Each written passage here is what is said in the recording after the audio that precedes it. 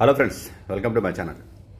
Asia కప్లో పాకిస్తాన్ను భారత్ చిత్తు చేసింది. ఈ మ్యాచ్లో పాకిస్తాన్ ఏమాత్రం పోటీ ఇవ్వలేకపోయింది. ఇక్కడ మ్యాచ్ గెలుపు కంటే మరొకటి హైలైట్గా నిలిచింది.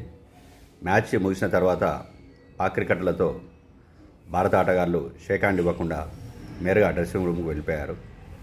పోస్ట్ మ్యాచ్ ప్రజెంటేషన్లో కెప్టెన్ సూర్యకుమార్ యాదవ్, కుల్దీప్ యాదవ్ మాత్రమే మాట్లాడారు. ఈ విజయం పహల్గామ్ ఉగ్రదాడి బాధితులకు అంకితం చేస్తున్నట్టు సూర్యకుమార్ యాదవ్ వెల్లడించారు. అనంతరం జరిగిన ప్రెస్ కాన్ఫరెన్స్లోనూ సూర్య పాల్గొన్నారు. అక్కడ పాక్ ఆటగాళ్లతో కరచాలనం చేయకపోవడంపై సమాధానమిచ్చారు. మేము ఇక్కడ కేవలం క్రికెట్ ఆడడానికి మాత్రమే వచ్చాం. పాక్కు సరైన సమాధానం ఇచ్చామని అనుకుంటున్నాం. బీసీసీఐ ప్రభుత్వంతో కలిసి పనిచేస్తున్నాం.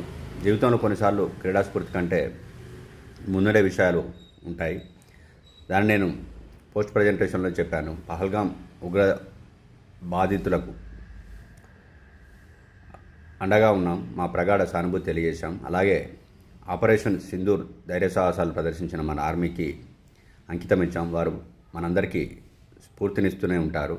ఇప్పుడు డెడికేషన్ చేయడానికి ఇంతకు మించిన సందర్భం మరొకట్లేదని సూర్యకుమార్ తెలిపారు. దీని మీద భారత్ విజయం మీద కోచ్ గంభీర్ కూడా స్పందించారు.